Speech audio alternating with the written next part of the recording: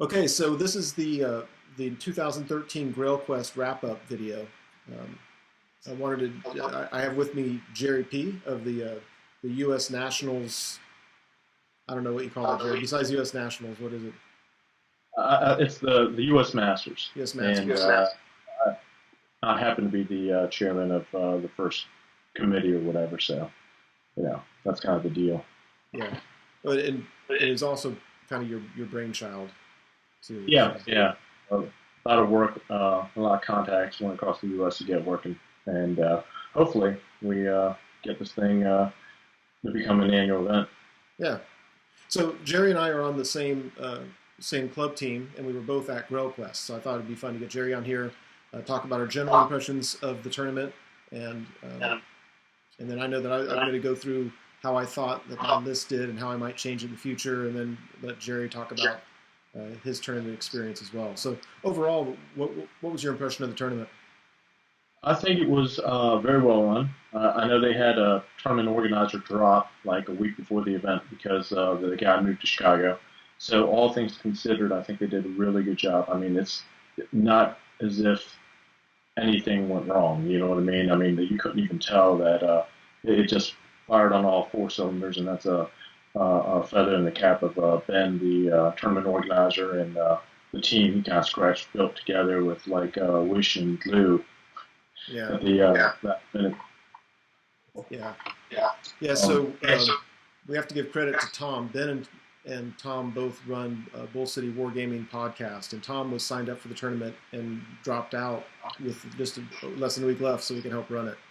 And yeah, Tom has a lot of experience running events, usually with Ben, and of course he was the perfect, I guess, the perfect match, and he just kind of fell into the role. So props to Tom certainly for bailing the rest of it, so the rest of us could enjoy ourselves and have a tournament with no that well, with no hiccups effectively. He did a yeah, good job. I know we were about 60 players. Do you know what the exact number was? It was 62. I'm not sure what the pre-registered list was like, but maybe 68. I know there were a couple drops. Some of the guys from Maryland dropped. I'm not exactly sure. I didn't get a chance to nail down Ben. Ben was running around all weekend, but I think it still ended up with over 60 for certain. Right. Okay. So, so I think most of my channel watchers know that I took an Empire Army, kind of a Council of Light, and I'll talk about that in more detail. And they also know already that I took fourth place overall, and I think I was sixth place in terms of battle points. And so I jumped up just a couple places through other scoring mechanisms. So just so they have a point of reference, how did you do at the tournament? Finished behind you at fifth. And unfortunately, I can't say I finished sixth overall in battle. My battle was probably in the lower teens. I took kind of a renegade high elf list that didn't have a level four, and it was okay. I enjoyed playing it, and actually playing that list has encouraged me to come up with different armies I want to explore in the future. I think Nova Open really got me off the entire level four, particularly Shadow, because I traditionally used Shadow with my high elves, and I failed to cast Mind Razor four times with 10 dice at Nova, and it was unbelievable. And I just hung it up, man. I figured I'd take not a level four, enjoy the tournament a little bit more, and some things broke my way at the end, so I was fortunate enough to get fifth place. Well, so I did better than you at this tournament, and that would be the first tournament all year that I did better than you. So the Yeah, first tournament of the year we actually played, the only time we played. yeah. Good thing is, I think you're the only, aside from myself, you, Robert Brandon, I think Ben Mitchell, the four of us have been participating at every event, and I would say Ben Tweet too, but Ben Tweet ran two events and you ran one event, so you guys were there effectively, but you didn't necessarily play, of course. So the five of us have been through the very first leg of the Southern Overlord at Scarab Con in January, then Brawler Bash in April, and Southern Assault in June, and then in September we all went to Nova Open, and I guess we closed the season with Grail Quest. So it was certainly a good finish to the tournament season. You know, a lot of ideas, a lot of ways we can improve. The scene came up, the the season coming up, excuse me, and yeah, I would say in regarding to our finishes, I think you certainly bounced back since probably this time last year when you were certainly top tables at every event you played in. You just hit this lull, and I liken it to you played the Beastman, a squirrely build at Scarab, and then I guess you were just getting to grips with this Empire list, and then you finally settled on the Internet build. Well, maybe not the Internet build, but certainly the most popular Internet Empire list, the Counselor Coven of Light, and definitely worked wonders with it, man. It's a hard list, and you did a good job. Yeah, thanks. Well, I think it would be good after. Um, I'll review my games and then I'll go through my list and what I thought item by item and how I might change it. I think it'd be interesting to hear the kind of list you brought and talk about how your games went with it and if you had any learning points from it, how you might tweak that list, or if not tweak that list, if you're saying it's open your mind to playing other armies, I think it'd be interesting to hear that. So Well, I've got some ones for you to hear. So, okay, well, go ahead, man. I mean, all right. So let's see. Game one was against one of my YouTube subscribers. He goes by Chris Suk online uh, against Skaven. Real fun game. It was interesting because I don't, if memory serves, I don't remember the Coven of Light actually doing a ton of things that game. Some things, but it was just. I think the list showed its versatility there. I was able to use other elements, not just magic, to do that, and I scored well in that game. So then I faced Chin's Vampire Count bus, and he made a mistake. I don't. It could have been a critical mistake. Um, had he not made that mistake, I really don't know how it would have gone, man. He was all of my business with that VC night bus. and he caught some boys at that at Grail Quest for sure. Yeah, him and his entire club, in fact. I know he got our other clubmate, Lord Inquisitor, pretty good round one they played. Round one. Well, that's why we both won big round one. So he and I played round two. You know, it's good that you didn't have to play Owen, but Owen just he didn't. He got called out by that Black Knight bus, and talking to him before the event, the list he didn't want to play was Shin, and sure enough, he drew him. So yeah, so Shin's very good with that list. Yeah. He is good at it. And what saved the day for me was the War Altar being stubborn. Nice. It's, He didn't tell Arch it with. no, the Archlector he accepted a challenge, and I had the speculum. Right. Very good. So the Council of Light did well there, picking off Terrorgeists and things like that, and his Great Bull Taurus. That thing's nasty. I didn't realize how nasty that thing's. 6 is to wound, and you got to re-roll successful wounds. He can't wound the damn thing. Part of my castle stuff, man. Yeah. You know, win. Yeah. So let's see. Game 3 was against. That was against Daniel's High Elf list, and he's been very successful. I mean, he really essentially won Nova with that list, and that was. That was turn 4. I started turning and running, just trying to keep the draw. Incredibly tough list to keep off you. I mean, the only fortunate thing is it's slow. So if you have plenty of chaff, you can avoid getting into conflict. If you can avoid the dwellers, eating your units. But in a system where it's not dead or fled, like if you have to kill the entire unit, I would imagine Daniels will probably struggle a little bit getting small victories. I mean, you can't get any points out of it. And how'd you do? What was it? I mean, what points did you get? I'm going to guess, and I hate doing this because it's documented online, but I just don't know off the top of my head. But he won, but it was barely, and we both got a bunch of the bonus points. So I wanted to say it was like 15 to 13 when all was said and done. I'm like for battle points. I'm guessing you killed everything but the big unit. He had one tiny unit of Silver Helms and the big unit. That's what he had left. Yeah, and you still. It's like the old Ogre Gutstar back in the early days of 8th, where it holds all the points. It's like a points bag. And it's just a improved version. Yeah. Yeah, I kind of like to play that list again. I think whenever you face a very unique, very powerful list, I hate seeing it for the first time in a tournament because you learn a lot playing against it.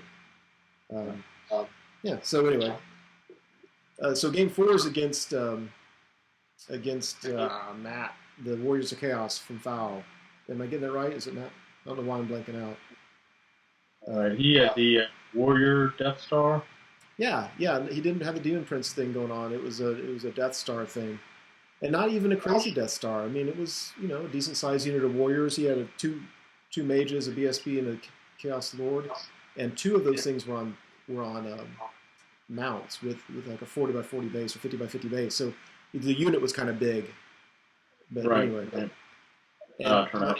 my recollection of that game was I all game long. I think I got one or I think two spells off the entire game, and they were both inconsequential. Yeah. Um, Yeah, like Light of Battle or something off. yeah, Yeah. it was. Yeah, so it was. I mean, I think one of them was like a magic missile on a chariot, and I ended up doing 2 wounds to it or something like that. It was just, and so I like to think that my list doesn't rely on magic, but magic just wasn't there for me, and I needed it. So that took a loss there. So I actually at that point in the tournament I was 2-2, 2 wins, 2 losses. Um, then I played Jason Sprague's Demons, and Yeah, pretty to draw there. As in the last four people you named were top 10 finishers, with the exception of Daniel. Daniel just dropping out due to you know personal reasons.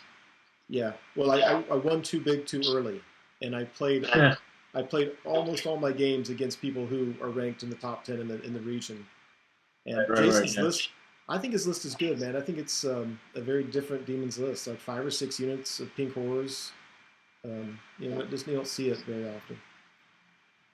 So I got a small victory there, and um, then I played Shannon's Ogres, Right, right, right. and I think the list does well against Ogres. So I was happy with it.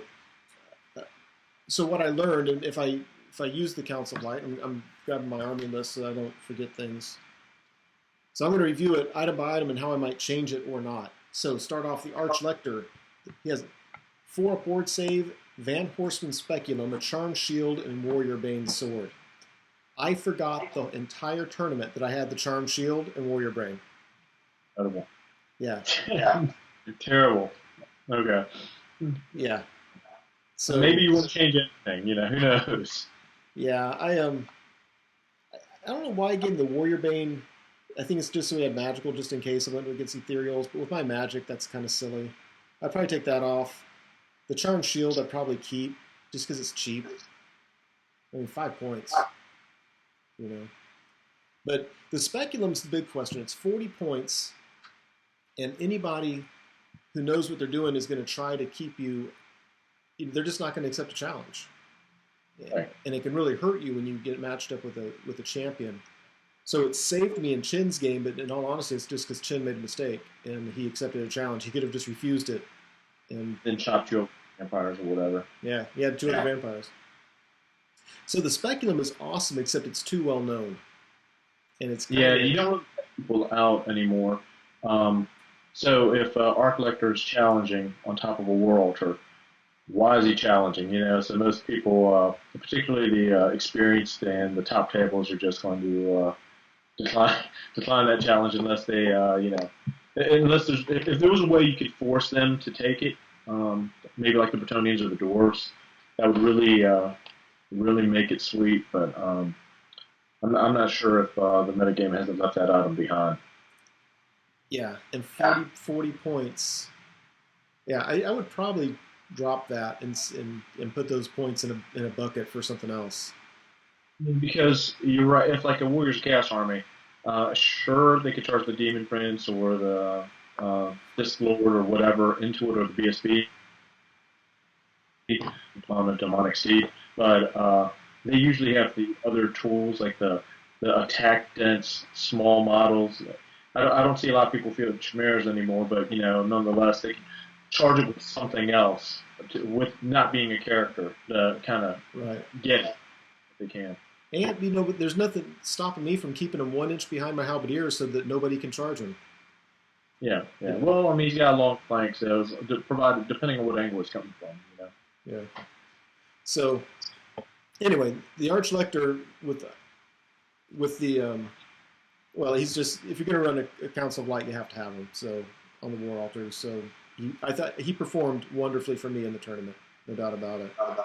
So the level 4 Lord of Light with the channeling staff. The channeling staff I kind of liked. It was just with the way this works is you need a not necessarily a huge magic phase, but you need to be several dice above your opponent. So I'm channeling with Archlector level 4 2 level 1s, and just with that, for 15 points, that level 4 gets a little bit better chance to channel. I don't know if I had something better to spend the points on, I'd probably not take it. Oh, I think I played the Council or the Covenant of Light in a couple test games, and ultimately I didn't like the list because it's so magic dependent. I mean, it's dice hungry, and I think for lack of better options, if you're running that list, I think you need to be able to ensure decent magic phases. What you don't want is to be rocking up and rolling into like a 3 dice magic phase with no additional way to generate dice. Then you've got a lore that won't really contribute to the hand-to-hand phase, aside from maybe low-level casting buff or something.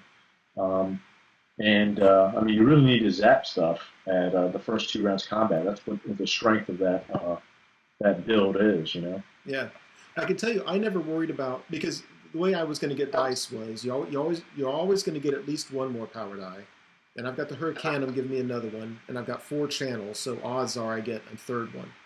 And between those, I would love to roll a 3. I roll a 2 and a 1. You get 2. I get 3, 4, maybe 5. So your 2 dice are worthless.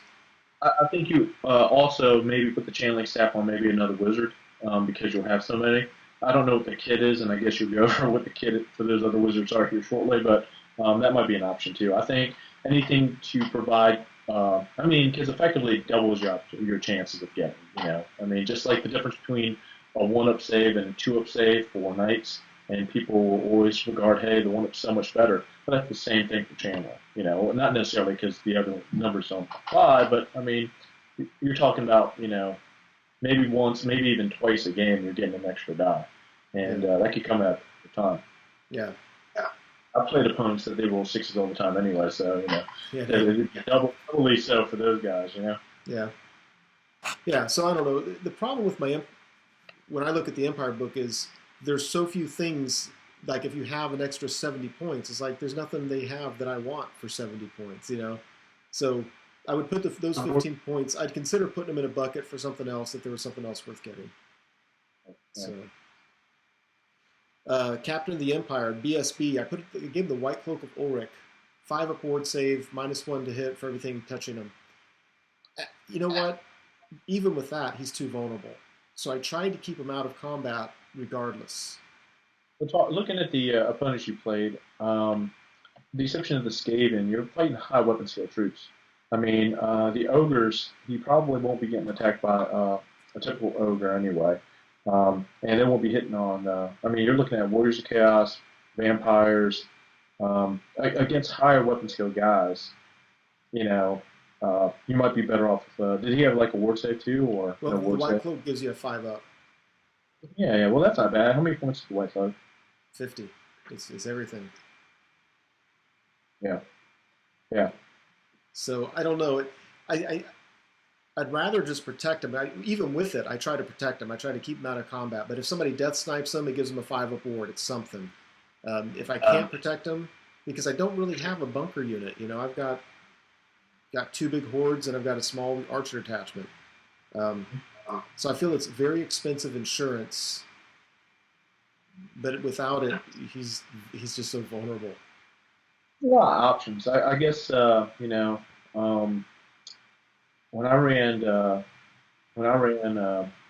Empire for Southern Assault, I think I just gave my guy like a 2 of armor or something, I just stuck him in with some infantry and hope not too many attacks went his way. But I had a more knight-based uh, army, So where you're waiting for the opposing troops to come get you, I was trying to distract them with my maneuverable elements and hope they don't see the level 4 and the BSB hanging out by themselves. Right. You know, Yeah. as they did, that 2-up armor's not lasting long either. Yeah. Well, you figure with an enchanted shield, I can give him a 2-up armor, and it's Yeah, that saving a lot doesn't of help them damage. get like, maybe if you get some magic resistance rocking out, you know.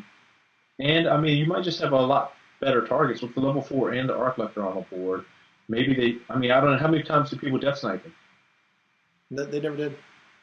Yeah. So I mean, you might be you might be good to go either way. I mean, that much defense might be unneeded. You know. Yeah. Could be. So I mean, so far I've got 5 plus 15, so 20. So I'm at 70 points. That if I was going to play test something else, that could go into something. So I'm already at 70 points for that. Right. So let's see. I've got a level 1 with a scroll, a level 1 naked.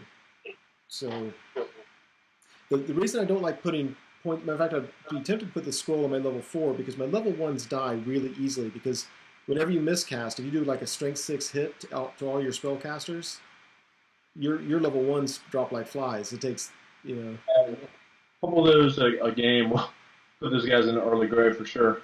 Yeah. Yeah. So, but I was happy with. I mean, they did with their job. Basically, it's with the kit I gave them. You figure the scroll earns itself, but so then it's basically 65 times 2, 130 points to make the banishment more powerful. Well, they can toss strength 6 gems, right? I mean, uh, if I guess your banishment goes down or whatever. I mean, did you ever have a game where you didn't roll banishment on your level 4? I think there was one game where I didn't choose it, which was kind of interesting. But anyway, yeah, there were some times, especially if somebody like a saber tusk is coming around to threaten my back line, it's nice to not waste a banishment and let one of these guys throw a low level. No handgun? Huh? Handgunners? Yeah, yeah, well, yeah. I didn't put Handgunners those back in. So then I did 2 halberdier blocks, 45. One of them had an archer detachment. I'm telling you, I missed the second archer detachment. I really did. Well, did you have 2 halberdier blocks at 45 too? I mean, what do you think one would have worked just as well, like 35 and thrown a detachment of archers in? I don't know. I really like 45, man. These guys get killed so easily, and so you come in and somebody kills a dozen of them. I'm still going back with a lot of stuff. So the Yeah. hatred, the +1 to hit, that doesn't help if you guys are dead. Yeah. So I'd be willing to try those maybe at 40 instead of 45.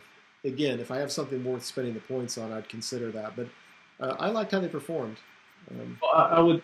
You would have to look at it. I think if you make them 2 units 40, the archer detachments delay combat another turn. So while you're have less bodies to throw to the threshing machine, once combat starts an extra turn late, and you have another round of banishments and cannon fire. Maybe you don't need 45 because the game you only have 4 combat rounds left in the game. You know what I mean? Sure, sure. And the archer attachment I didn't use as a redirector. I used it behind my lines as a bunker. Oh yeah. Well, then you have one to kind of get in the face of people, hunt down the saber tusks, the goblin heroes, whatever else comes up. Yeah. So I'd be real tempted to put a second one back in, have one in front, one behind. Okay, so the halberdiers, like I said, overall I liked. Demigriffs, unit of 4 with a standard bearer musician. I really think I'm going to take the standard bearer out of my demigriffs. Very rarely do they need that to win combat or to break people. But I'm telling you, man, I'm too cavalier with them. I throw them out there, put them in dangerous situations, and when they break from combat, I'm thinking they can get away, but I'm going to lose a whole model. Yeah, right. Yeah, 58 points down the drain. Yeah, I think I'm going to take it out. There's no magic banner that I take with it anyway. And I don't know how many points is it. How many points is it for an upgrade on Demigriff? 10? 10 points. So you're looking at 68 total points. Yeah. Yeah, so not a huge deal, but I think I would probably try it without that. And demi, you can't go wrong with demis. I really think that a competitive, if you weren't going with magic heavy, if you want to go combat heavy, you get 3 units of 4 demigryph knights, and you just there are very few matchups that they don't win. Yeah, well, a lot of people don't want to run into that, and that's the direction Eighth Edition's going, as we all know. Yeah, I certainly think when I ran demigryphs, uh, I almost run them like I run peg knights. You run them in threes, so one doesn't cause a panic check, and you do multiple units of threes and shoot them out like missiles. Like One causes a hey, panic test. what that? One causes a panic test. Sure, it does. Yeah, you're right. I don't know what I'm thinking. Um, Do you think they're still effective if one dies and there's 2 left? Can they be effective? no, you're right. I mean, I don't know where I was going with that train of thought. Um, but I think I ran them in small units, or maybe even like one giant unit of 6 at the end of the day. Wow. You know, just because that lets them grind with absolutely everything. Because they'd have to do 9 wounds before the demigryph attacks start dropping, and the demigryph attacks are where the damage is anyway. Sure. It's not like skull crushers where you're losing like 4 attacks from the rider. You're only losing 1 attack from the rider, and they're cheaper. So I mean, a unit of 6 demigryph knights can just turn through about 40 troops of just about anything. Nurgle warriors, plague bearers. I mean, they're not going anywhere. You Yeah. know, give them banner discipline or something, and just let them go to work. And then, of course, you can have 2 other units of 4 running around if you want. I Get can crazy. I can see it being effective. Let's have your core, because they're fast moving. Have your core in knights, and have your Right. demigryph knights as special, taking up all your points. And that's a brutal. That would be a brutal list. I can tell you that I'm never disappointed. I take 4, and only pride keeps me from taking another 4. And my pride may break down. I might just go ahead and do it. Yeah, They're yeah, awesome. The steam tank is a steam tank. I love them as much as demigryphs, maybe yeah. The more. Steam Tank um, got a lot of bad press when it came out originally, and I think it took about a week for people to realize that it was in fact better than the 7th edition Steam Tank with the toughness 10, with the FAQ to toughness 10.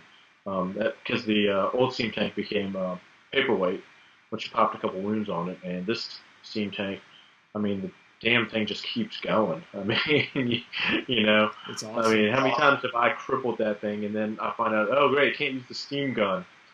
Then it comes barreling at me for D6 plus D3 wounds, man.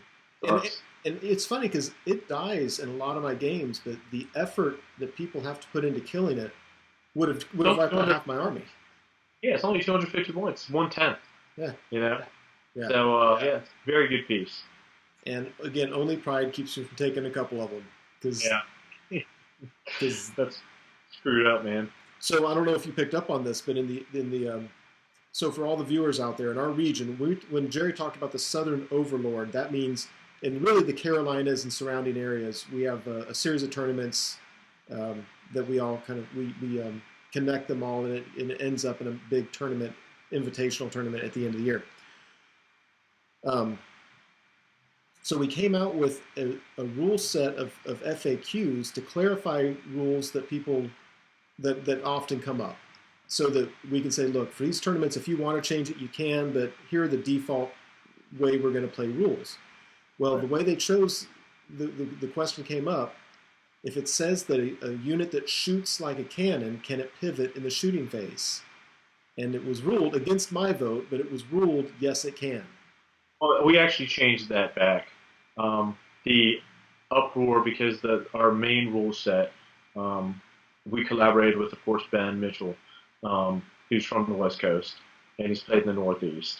We changed just because, sure, it hurts units like the Hell Cannon, but having high elf chariots spinning around, shooting behind them, and things Steam like that. tanks.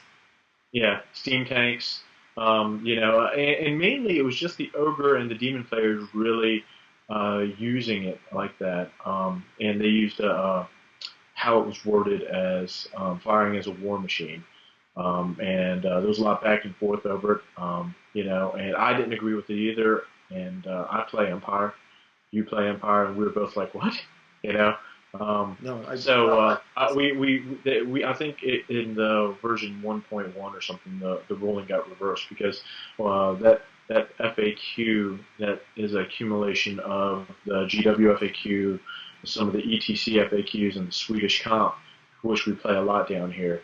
That document, that combined document, was released and is being used for the U.S. Masters.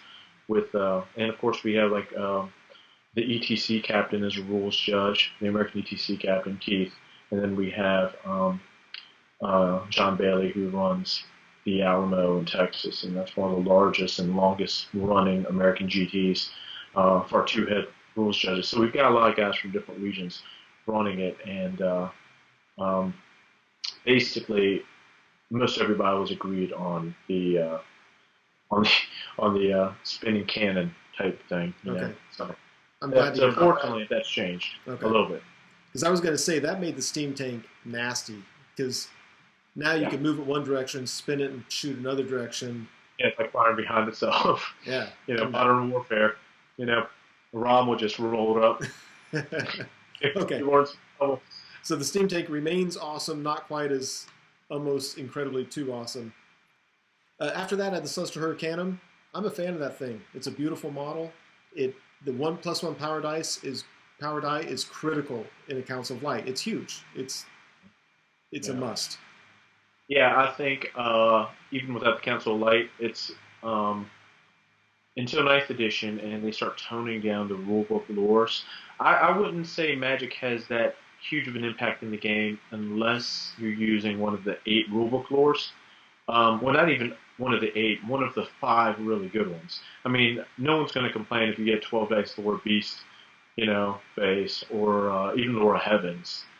Having to deal with 12 power dice is annoying, but it's not like someone's going to blow the game wide open with Comet Cassandora or Wild Form. So with like 5 of the rulebook lores, and of course you never know with GW. I mean, they might just release an army book that has a really, really powerful lore, like the Ogre lore appeared to be when it first came out with the huge buffs that he gave its units. But now I think it's absolutely critical. It's absolutely critical for any army book that can get additional power dice. And the Lore Light, that's what you want. So it's just a perfect fit. I think it should go on every Empire list, to be honest with you.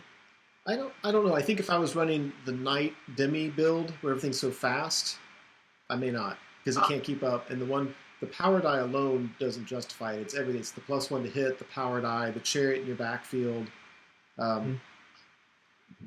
But then again, if you look at my list, I always take it. So I'm talking. Obviously, I like it. So. Well, I used it to follow up behind the demigriffs. Like the demigriffs, around the second turn of the battle, will make a charge across the battlefield, and provided the thing can't march, if you have a deeper formation like a unit of 9 or unit of 10 knights with like a warrior priest and a runefang guy, with the other Trickster Shard, that dude, if they're deep enough, if you can get within the 6 inches, man, +1 to hit is enormous. Huge, yeah. Like demigriffs, they'll just make a hot mess of something. I don't know what they're hitting, but I mean, something's getting jacked up, quick. So yeah, I agree with you. It's a 1. To me, it's a 1+ just because it's cheap, a +1 to hit, and a +1 power die, and being on a chariot that if you need to can throw the Hail Mary, like you're in trouble on a combat, just toss that bad boy in there when the blank hits the fan, and it's time to go. It's still a chariot, So for 120 points, it's a bargain. I think any army would take it if they had the opportunity. And not only that, it's toughness 5. Because I'm used to these Beastman chariots toughness 4 bullcrap, right? This is toughness 5, 5 wounds. I've had that thing. People shoot out with cannons, and I'm like, go ahead. Yeah. Because you're probably not going to kill it. Well, look at the new Dark Elf chariot. 150 points, toughness 4, 4 wounds. The Scourge Runner. That's 150 points. Or even the White Lion chariot that I think came down to 120 maybe. It's stubborn, but still toughness 4.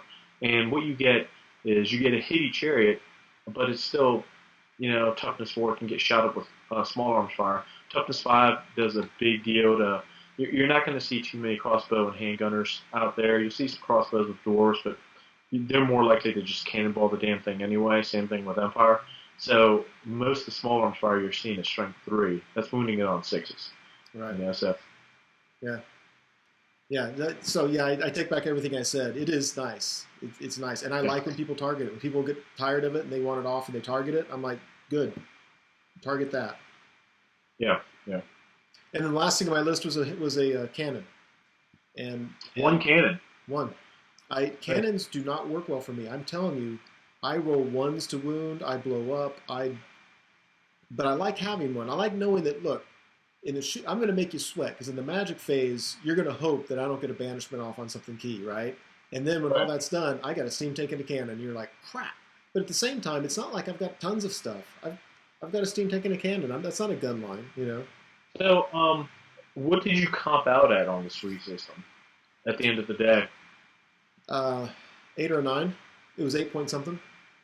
And would you say that's a competitive list for that comp, compared to the other 8 and 9s you ran into? Yeah. I was playing. Most people I played comped harder than me, and I didn't feel like I was. One of the reasons I chose it was that list was, one, because what I perceived the meta to be, and two, because I felt that Swedish comp was kind to it. Right. So, and really the only way I'd change it, like I said, I would shave off those few points that I talked about, and I'd probably put in a unit of 10 crossbows or something. Because nice. I don't have enough points for other things, but I didn't have a tool to take out a saber tusk, a cheap little chaff unit. I don't want to waste a banishment on it. I just need another drop.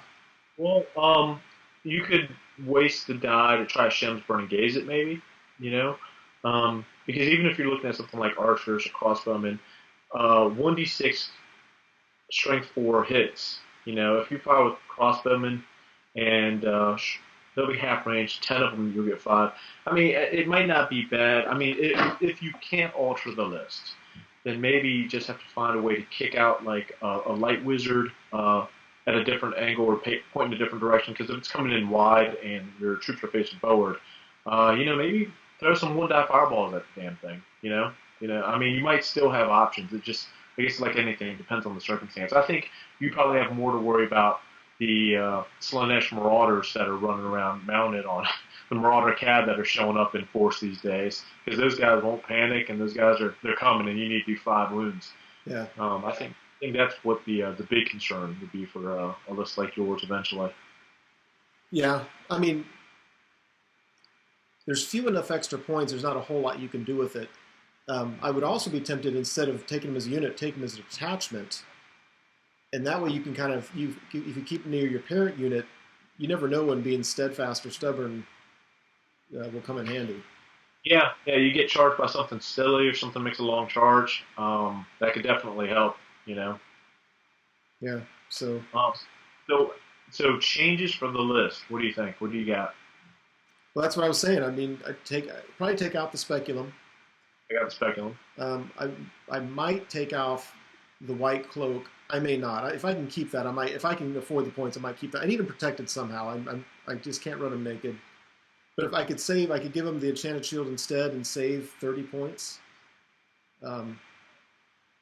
Take the banner off the demis, and then basically take all that stuff and throw in some more chaff. And again, I'm thinking 10 crossbows, and if I have more points, maybe another unit of detached 5 archer detachment. Right.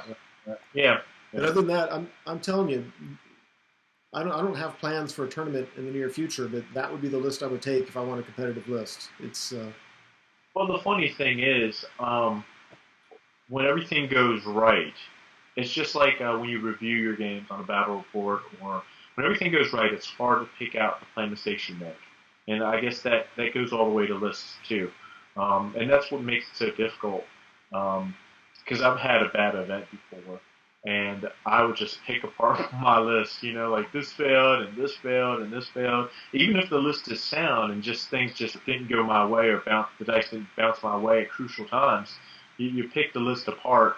And typically when you have good events, it's harder to identify what you think could go and what you think should stay. And I mean, maybe you crash and burn, or I crash and burn with my list at the next event. Right. We might be having a different discussion. Who knows? Yeah. Well, tell me about your list. What kind of list did you bring, and how did it fare? Yeah. Well, I'll go with the list first, I guess. I took a comp 14 high elf list. I think I had the highest comp in the top 10, maybe. I think somebody right. Actually, there's a comp 15 at like ninth or 10th place. Joe from up here in Chesapeake, Virginia Beach area. He took a Empire list. That's been pretty good. And my list, it didn't have a level 4. I used a lore master, and I'd have to pull up the kit on what this lore master had right now. But yeah, he had the Book of Hoth and the Talisman of Endurance. So I was thinking the lore master, on average, you're adding, 2.5, depending on the casting cost and what your other dice do. You can assume that the Book of Hoth will give that lore master about a 2 to maybe 3 dice increase, or maybe 1 to 3 dice increase on the reroll for the Book of Hoth. Now, of course, you don't want to reroll something like 4s or above, but you roll. I mean, personally, I'm always bound to get a 1 or Sure. a couple 1s and a 2. I mean, that's just how I roll. And so then you're looking at a situation. And I was talking to my last round opponent who was playing Lizardmen, and he was kind of on the fence because they had the ability to take the Lore Master guy. Then you're looking at a situation: would any person take a level 4 with all the signature lores, all the signature spells? And effectively, if the law of averages break out right, that's effectively what you're doing, because the reroll, the Book of Hoeth, basically adds 2.5 to 2 on the reroll. So that makes him a level 2, and then you get the other 2. So effectively, he's as effective as a level 4. I mean, it's not guaranteed like the level 4 is, Sure. and you're prone to bad dice rolls, but you're throwing so many more spells, and not really weighing. And I mean, it's really changed my opinion on entire armies, and we can go into that towards the end of the next army I'm playing.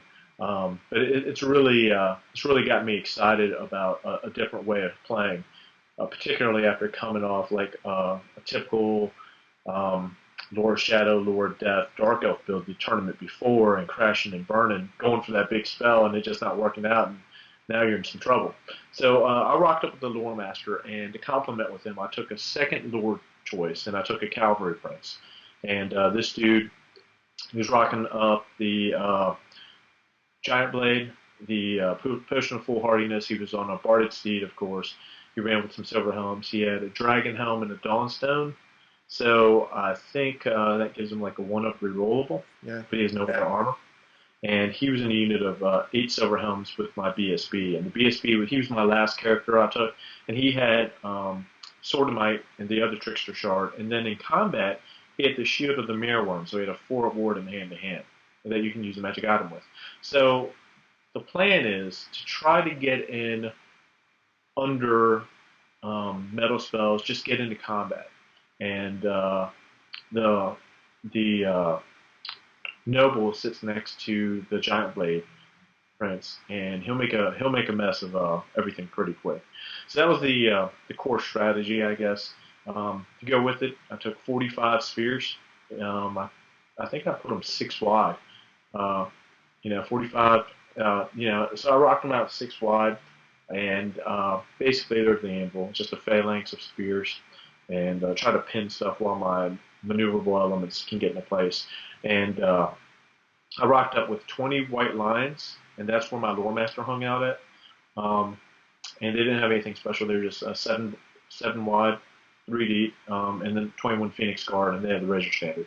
Then I ran 3 bolt throwers, a giant eagle, and then for my Storm of Chaos critter, I took one of those giant chaos spawn, and with the objective of hopefully getting someone's attention and killing it, so my Cav bus and my hitty units can get in there. So it went okay. I was happy with how the list performed. I was certainly happy with the magic phases. It was a different style of play for me. Um, so I would probably do it again in a minute if there's another Swiss tournament. So not Swiss, but Swede comp tournament. Um, so my battles, round one I played Collins Mullen. He's a resident, babyface assassin. He plays High Elves too. The dude's been playing High Elves since he's like 14, and now he's only like 16, but still, you know, well, he might be 18, but He's he looks, 18. Yeah. yeah, well, we'll call him 15. We'll split the difference.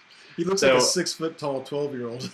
yeah, dude. I don't know what to do, man. The babyface assassin, man. Well, anyway, needless to say, I was not looking forward to this matchup because he's a solid opponent, and he had the army I didn't want to run into. And the scary thing is, I ran into. I was talking to some of the other people in my comp the night before, and Brandon Phelps was like a comp 13 or 14 dwarf gunline army, and Collins brought the Comp 14 bowline army for the high elves. He had like 4 bolt throwers, a lot of like 2 units of the sisters, I think, a bunch of other guys with bows, 2 white line blocks, and about 8 pieces of chaff, as in like 2 Reaver units, 1 Silver Helm unit, 1 unit of 2 eagles, 1 eagle, some dragon princes. So you're not getting in combat, and when you do, you have some stubborn white lines.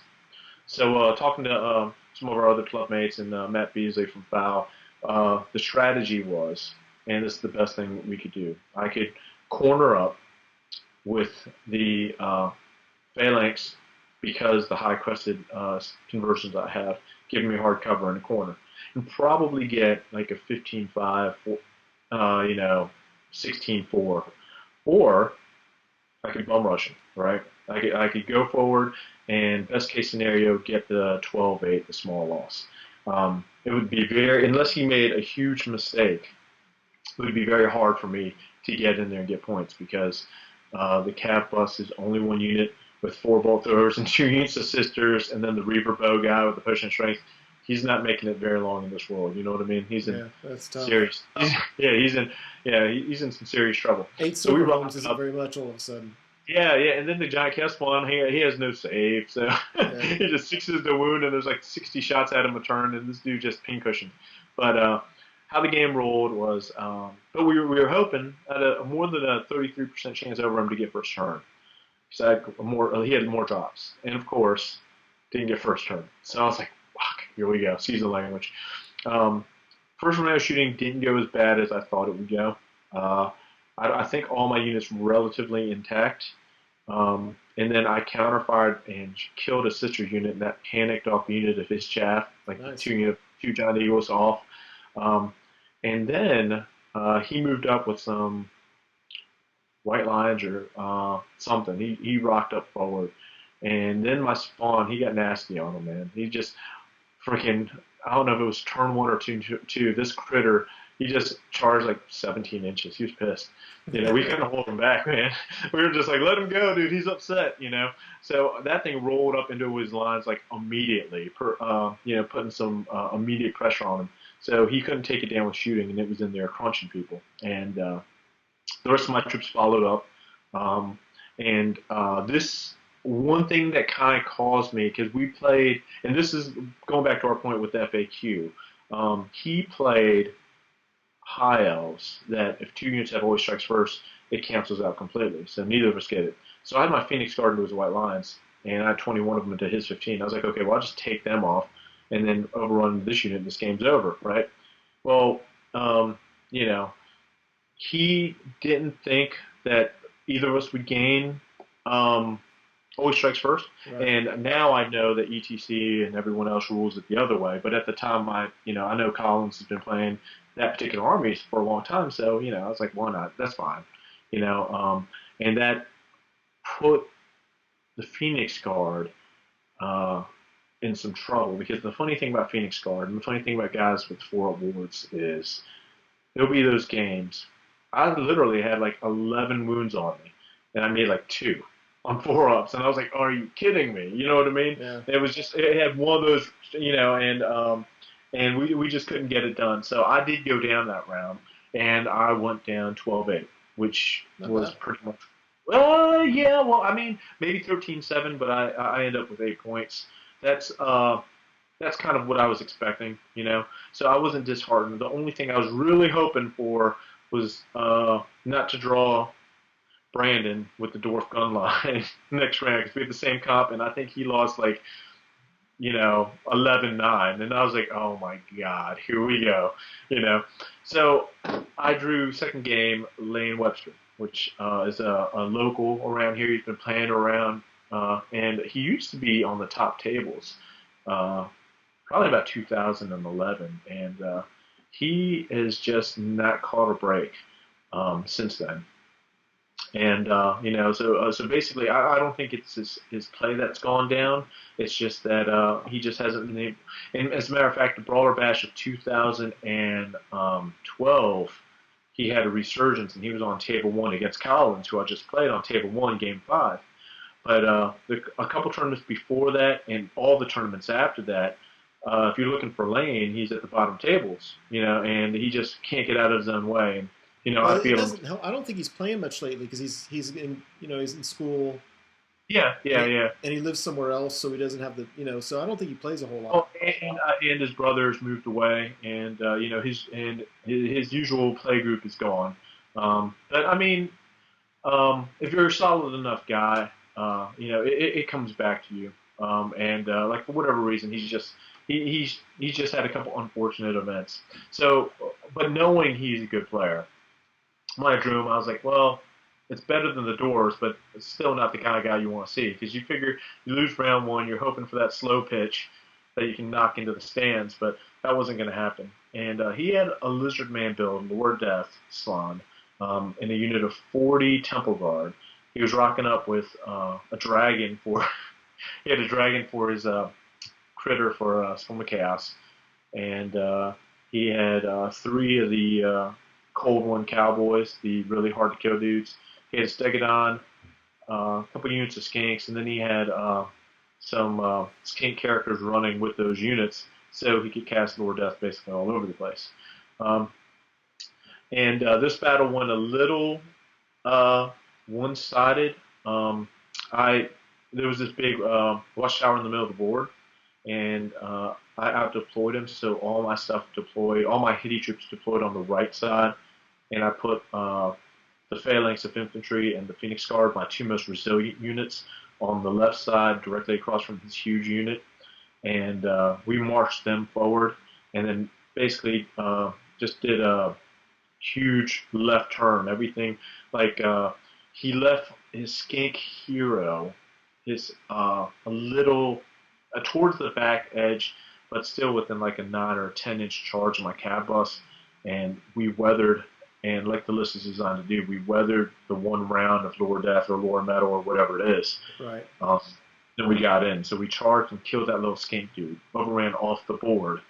Uh, and my giant, his horde of Source troops were so big because of the way he charged with his dragon into the flank of my phalanx coming around the corner. Um, he couldn't he couldn't close the door, and I couldn't because I was already charged, so it was a failed charge because he couldn't get around the eagle. So he charged the eagle, then reformed, and when he reformed, by then the dragon had like one wound left because it had three bolt throwers at it every turn. Right. So holes in the wings, and it it crash landed into combat. And I was struck first with like four spear elves on the flank, and I killed it.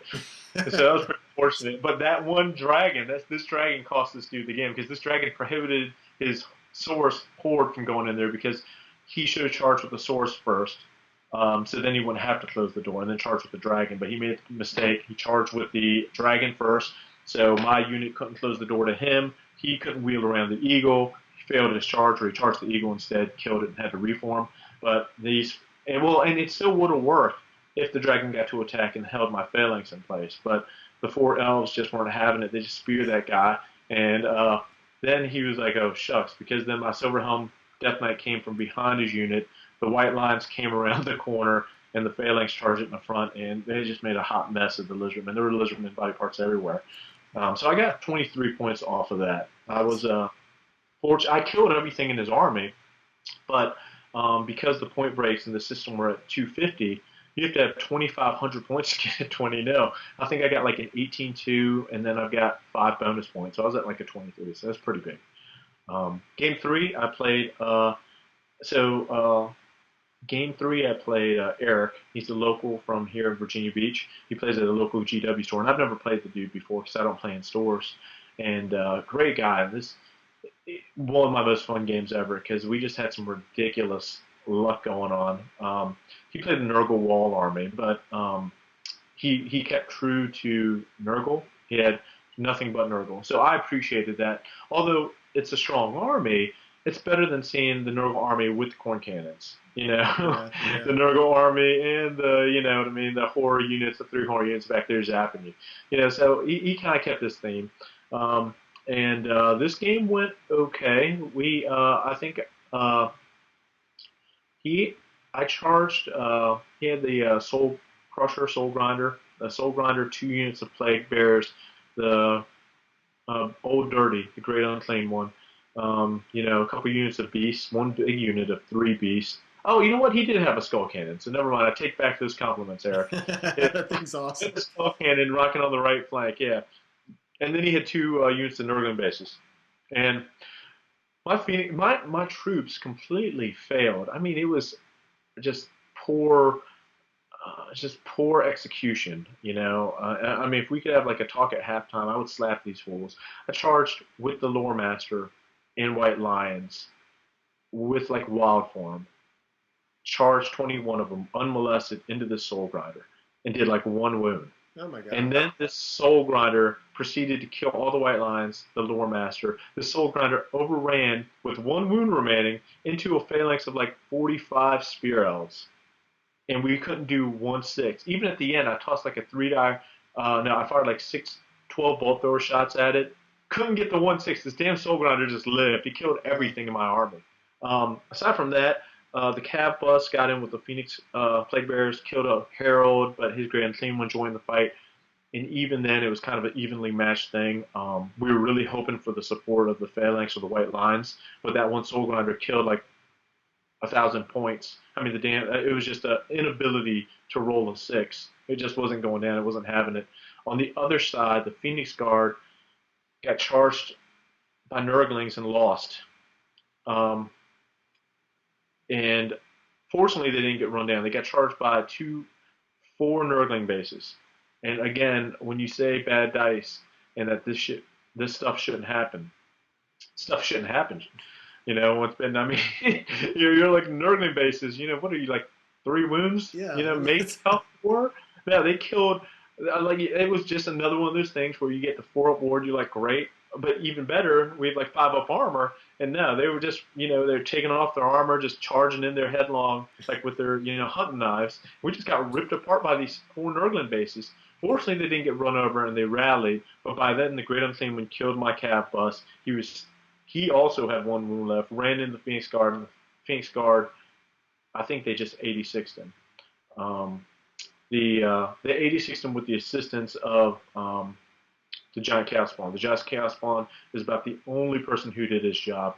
He was fighting this Beast and Nurgle, and he got like the toughness buff on him or something. So they were like tough 7, and he's like tough 7, so they were just kind of like, like doing a WWF wrestling type thing in the far left flank. And finally, I think he got through with out of the toughness buff, and he just killed them.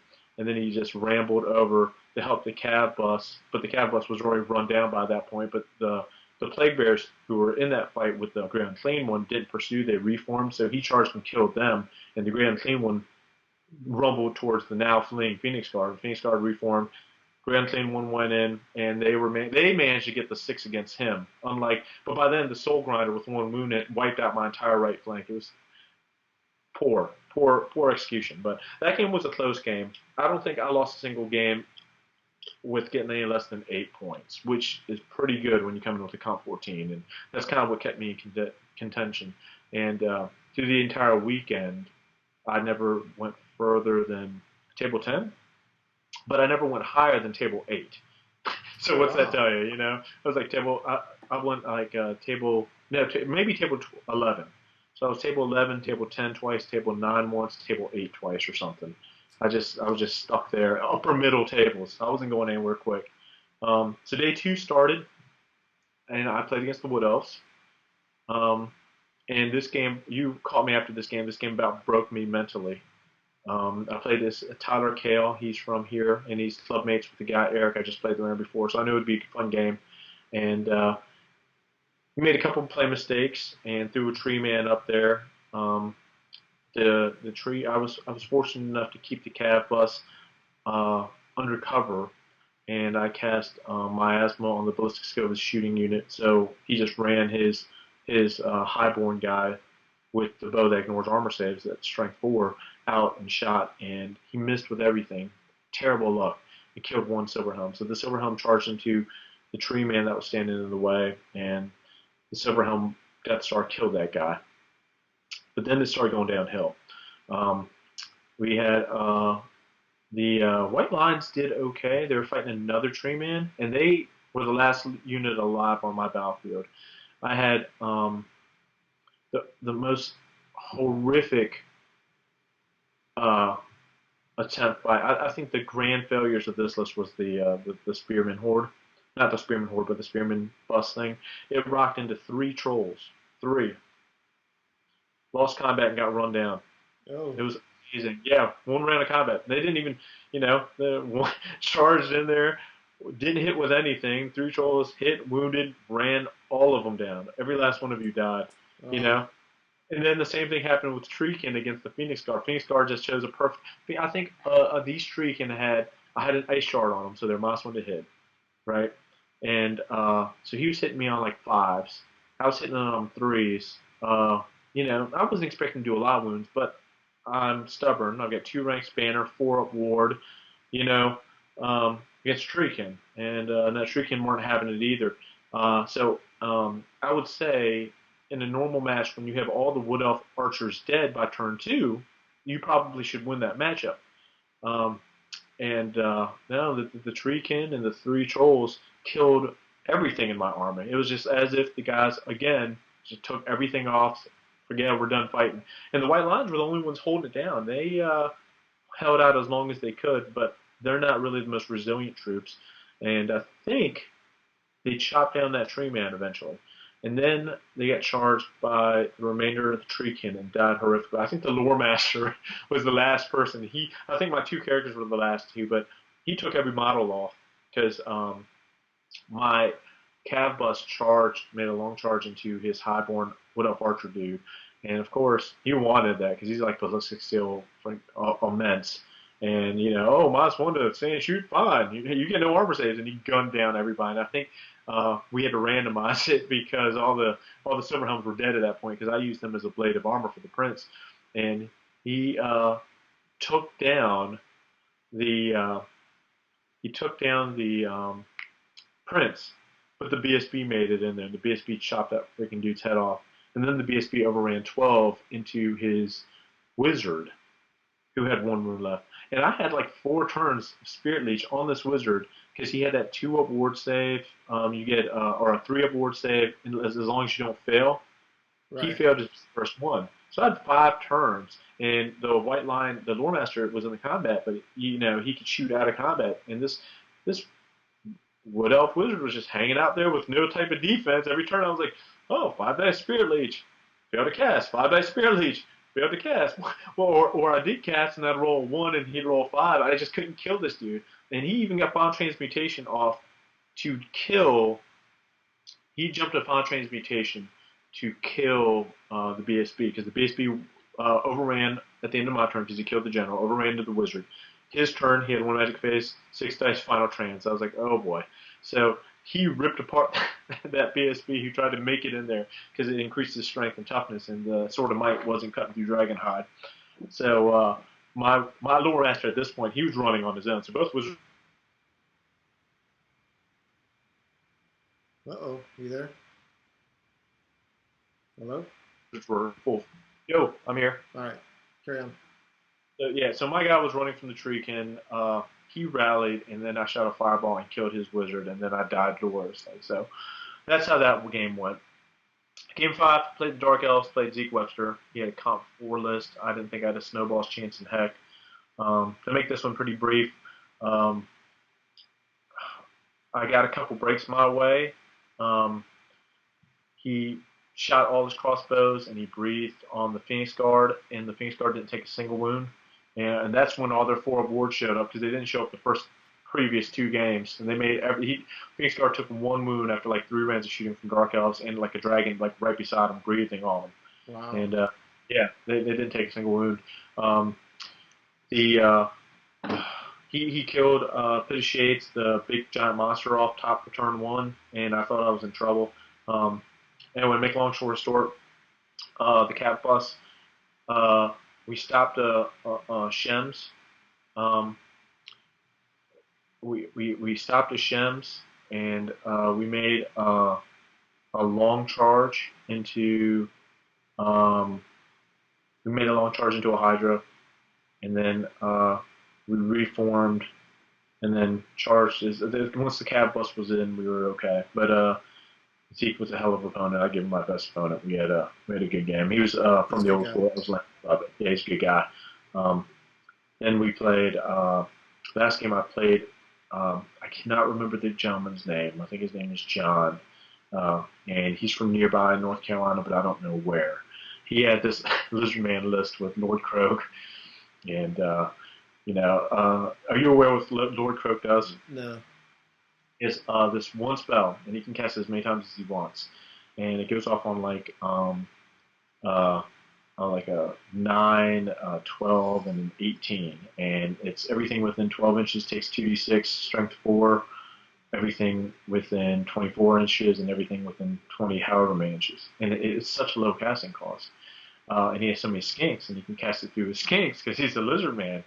He would just go up there and just the boombox would go off. He'd just send out these pulse waves, and with toughness 3 elves with low model count, that's bad news. Yeah. But that was another great game. He had a Lizardman BSB or something on a cold one, and that dude held my cat bus up for a long time. Almost killed my lord. I had to use a lore life spell to grant regen on the wet lines to put a wound back on him because this is the game that he decided he wasn't playing anymore. Yeah, I mean, he couldn't kill this one-up armor dude. I don't know if it was the guy I was playing was making all his armor saves, but anyway, we were fortunate to get by him. But basically, I waited one flank, and used the phalanx to go into Croak's Temple Guard unit, and we deployed thinly so the salamanders couldn't do too much damage. And those bolt throwers were hot. I mean, the barrels were running hot, man. The M249s, they're putting rounds downfield. They took out a skink, one of his skink conduit units with the flying banner. He was important to take out. We took him out shooting top of turn 1, and then we spirit leashed one of his Saurus guys on horse or on coal 1, top of turn 1. And he had a scroll or something. He had a chance to dispel it, but he didn't. And he lost that guy, and he's like, oh my God, I should have stopped that. And I was like, thank God, because we barely got through the one guy. If we had 2 of them, I'd be in trouble. So he ended up depleting a lot of my units, but he didn't get any points because none of them were dead. So I won that one pretty convincingly, and he got like 18 points out of it. So it was a good event. I think it was a good cap to the season. I think there's definitely a shift in the metagame from just even a year ago. With 5 new books coming out between the first event we played in together all the way to this, I mean, that's 5 events, 5 new army books. That's pretty impressive. This is, I would say, the golden year, the golden age of Games Workshop. Yeah, I agree. So you said that your experience with this list made you rethink the kind of the army you might play and the kind of list you're going to build. Yeah, that's the funny thing. I was talking to some club mates, and I was thinking about picking up Tomb Kings next. I have this weird thing, of the people who qualified for the Masters, and I think I'm the only person who qualified for the National Masters, but I take a different army to each tournament because I have this crazy, I just need something new. So my first tournament where I played you, I played the Bretonians. Yep. Then I brought the Chaos Dwarves and Brawler Bash. I brought the Empire Lord of Heavens list with the Handcutters in Southern Assault. then I brought the Dark Elves at Nova, and then I brought the High Elves.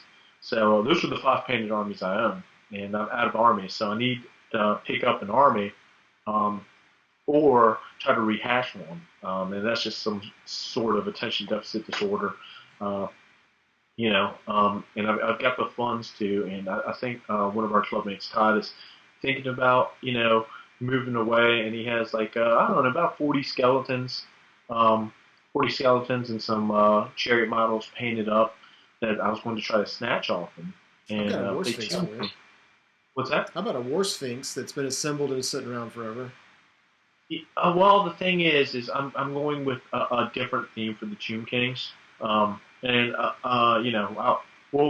if the deal goes through and I pick up the Tomb Kings, then it'd be worth revealing. But for the time being, I'm not going with the traditional Egyptian theme. Okay. But needless to say, I like how the Tomb King magic rocks out with the smallest, like the Lore Master, um, you know, and like compared to like the Dark Elves in Seventh Ed, and maybe it's different now with the new Dark Elf book.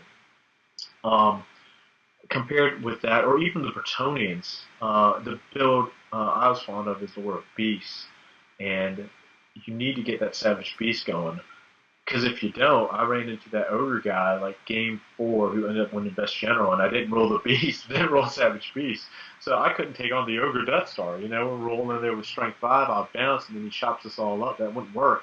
So I got to win a 12-8, but you can't get big wins. So that's why I'm looking at Tomb Kings, and maybe Tomb Kings are a bad enough army. I might not be able to look at any type of wins. But it definitely intrigues me, and I think it'll be a lot of fun to play. I'm talking about going like Nakara lore, not even going lore light, lore death, just going straight up, Wow. skeleton. Yeah, Wow. Okay. yeah. So if I can do well with that list, I think that'd be an achievement. Um, I think if you do something like that, I think you have to be very aware of what event you bring it to. Like something like an open style event with no comp and take it like Brawler Bash, 3,000 points, take whatever you want. That would probably be a poor choice of army. Because everything, looking at the Tomb King book, everything is not saying skeletons, but I think everything is, I want to say, overcosted just by a touch. Like their chariots probably need to come down just a touch. I mean, everything's good value for what it does, and it was certainly good value for what it does in the beginning of it. But now compared to the Demigriffs and the Skull Crushers that's come out, um, they don't have any underpriced units. Like the Tomb Guards are, well, I think 13 points a model with halberds, and that's probably where they should be. But the things that munch on infantry now, I mean, they have Killing Blow, but Killing Blow is next to useless with It's monstrous cavalry, sure. yeah, monsters, cabin monsters. And people will complain about the multitude of cannons, but what they don't factor in is those armies without cannons, they're dead. You know what I mean? I mean, only so many demigriffs, and you're just going to, you need to either rely on magic. You got to stem the tide of those giant critters coming across the board. I mean, you got to look at the Warriors of Chaos. They have the best infantry in the game, Nurgle, Halberd Warriors, or whatever, right? Sure. No one fields them. They're so good that no one fields because there's just better stuff. The um, and that obviously means it's a good book. And I think some armies got left behind. I mean, the new metagames helped armies like the Orcs and Goblins that ignore armor saves and do all kinds of tricks. But Tomb Kings, I think Tomb Kings would have done fine in early 8th. With hordes of Marauders out there, hordes of Bloodletters, you know. Um, Why are you looking to take them? 'Cause what I hear you saying is they're not competitive. yeah, well, they're not. I think they're competitive. I think all the armies in 8th are competitive. I'm taking them because I like the way they cast magic, and there's no one in our real metagame plays them. Irby plays them, but he plays the Lore Life, the Covenant of Light build, and to me that's boring, that's lame, that's why I don't run them. Not to say your list is lame or anything, but it's just that I was about to go into, that's why I don't run them with Empire, but then I was like, Awkward. yeah. Yeah, that's okay. It's a great Tomb King build. It's just not the one I wanted to do, right? So I want to make them work because I think that's kind of an achievement in and of itself. And I think there's just so much cool stuff to do. Like for example, like Destroyer of Eternities, right? Everyone says that got weaker in this edition. It has Heroic Killing Blow. And have you ever played Tomb Kings in 7th edition and 5th edition? I played in 7th edition, yeah. They had this thing called the sweep attack for the Destroyer of Eternities, right? Two automatic hits against monster base contact. Um, and the Tomb King would usually be strength 7, and you'd put him in the front of a Tomb Guard unit, like 24 of those dudes, and he'd be dishing out, 2 attacks, so that's 6 attacks uh, against infantry in the combat phase, and in the magic phase, he did 6 more attacks, and Yeah. he would just fly through units. Well, you can't do that anymore because sweep attack only gives you 1 attack. Well, in the Tomb King magic phase, you can give them +1 attack, so you can still kind of mimic the 2 attack thing. And then they have another spell that makes Killing Blow or Heroic Killing Blow a 5-up instead of a 6-up. So you charge in with the Skull Crushers, right? You charge in with the Skull Crushers, and I mean, there's a couple tricks, and I'm not saying it would be very good because at the end of the day, you have to convince the enemy to charge into your Tomb Guard, but you have to build the list around where they won't be able to win without killing the Tomb Guard. Like, okay, if you don't want to fight the Tomb Guard, you can't fight everything else because I'm playing Corner Hammer and I have 2 caskets. So you'll lose something unless you come fight us, and all my troops are 1 inch behind them. You have to engineer that fight, and I mean, so you won't win big, but I think it would be kind of neat just to play, and so I don't know. I'm looking at Tomb Kings, and I'm also looking at Skaven, and Skaven are on the opposite end of the spectrum, and I haven't really found a good theme for a Skaven army yet. And I think a big thing with me is the theme and building the army, because you spend so much more time building and coming up with lists than you do playing. Even if I played 6 tournaments or with the Southeast Masters in 2 weeks, that'd be like 6 or 7 tournaments for me this year.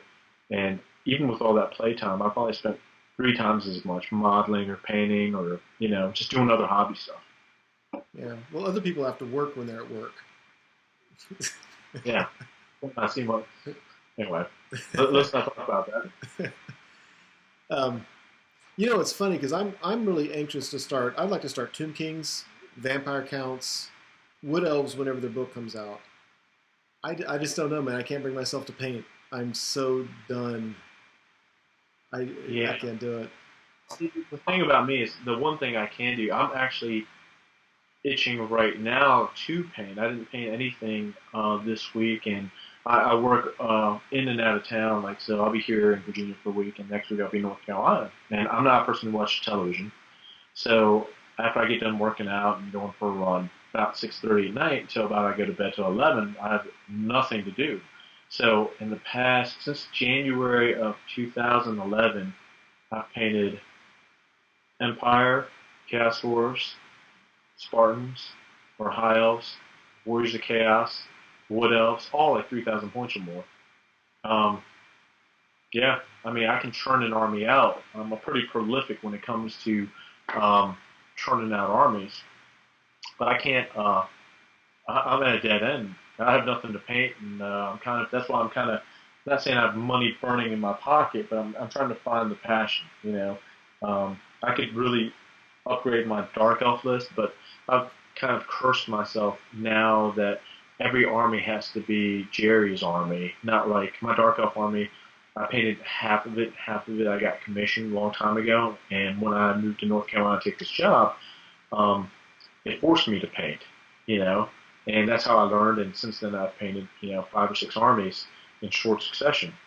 Um, but the thing is, like with my Dark Elves, it's just another Dark Elf army. You know what I mean? When you Yeah. see it laid on the battlefield, it looks nice, but hey, it's Dark Elves. They're purple and they're bronze, or they're purple and gold and silver and Right, red sure. and Dark Elves, yay. And whereas like some of my other armies are 100% converted, so that's a boon, but it's also a curse because now I can't like I could get a Skaven army and paint it and probably have it all painted by Christmas, like 400 models, but they would just look like Skaven, you know. I mean, a bunch of a sea of brown, and until I can come up with a good theme for it, I'm hesitant. So Yeah, that's where I'm at. I hear you. Well, cool. Well, I don't know what time it is, but it seems like we've been talking for a while. Yeah, yeah, that's a safe assumption. Um, So, yeah, it's kind of out there. Um, yeah, so what do you think's next? what do you mean? Well, I mean, I guess for the GT scene, there's the regional masters, and then Coastal Carnage will be going off in January after all. Do you think about coming up? Yeah, traveling for tournaments is.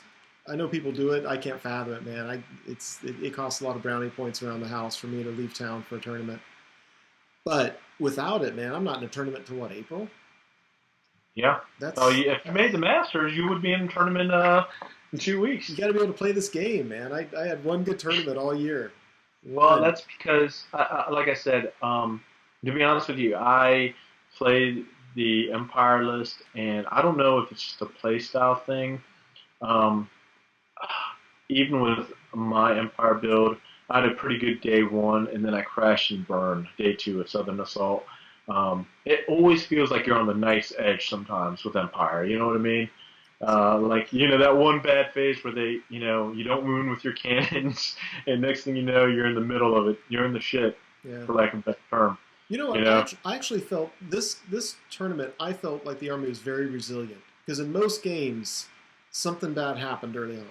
Steam tank dies before I get to move it. I mean, whatever. I mean, and it just had a lot of tools available. Bretonia is the one where I feel like I'm a knife's edge all the time. Oh God! Now, see, not me. I mean, I play a lot of. You know what? We should probably. And this isn't my idea. This is our other clubmate Ken. In our in this last event at Grail Quest, named after the entire Bretonian theme, 0 Bretonian armies showed up. In our club alone, we have 4 Bretonian players, and I have an all-night Empire army, and my brother has an all-night Warriors of Chaos army. What do you think about a night challenge? Like the 4 players with Bretonians bring Bretonians. Everyone who doesn't have Bretonians have to do all night's Empire, all night's Chaos, and all of them bring it to a tournament, kind of like an inter-club competition. How much fun would that be? I think it'd be Because I think we all play Bretonians different. I mean, I know you play yours is well documented on the internet, whereas I play like small lances of 6 and Royal Air Force, and then Ken plays like the 2 Tomahawk missiles, like 6 characters and 2 blocks of like two night units of like 15 that you can't even deploy, and then these things charge like 24 inches. And the thing is, we all play different. I think the only thing we all share are the double trebs. But like you play Lore Life, I play Lore Beast. Uh, I think how cool would that be? We're all pretty solid players. I think you guys get me in painting, but that's okay. You know what? I'll host it at my house. You don't waste money to do it. I don't want to drive. What is it? four Well, hours? yeah, I think it'd be fun. Yeah, I think it's Yeah. a great idea. I think we should. Yeah. Yeah, so I don't know. I mean, I can't imagine going months without starting a new army.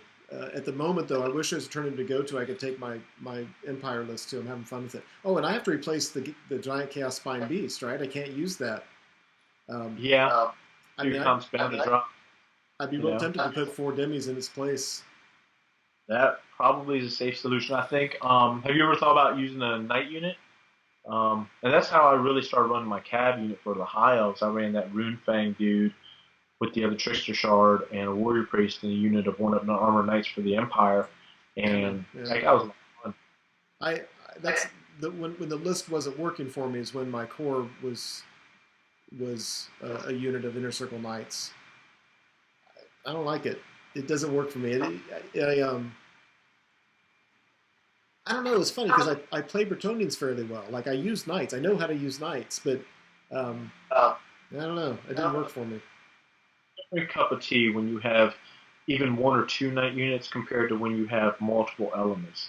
Like my Bretonian army has like 8 or 9 maneuverable elements that can get in there. Whereas my Empire army, I run the demigriffs and I run the steam tank and I run the 10 knights or the 8 knights and the heroes and characters. But everyone else is on foot. Yeah. I run the handgunners and I have a big unit of like 10 outriders, but they're my favorite unit in the book.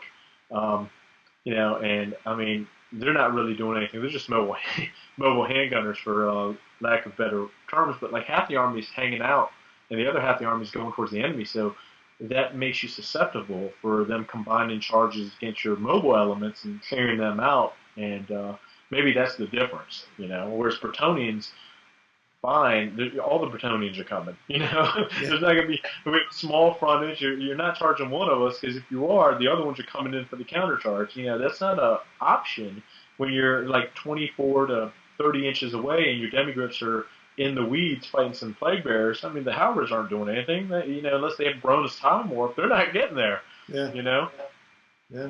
so I mean, maybe that could be it. I don't know.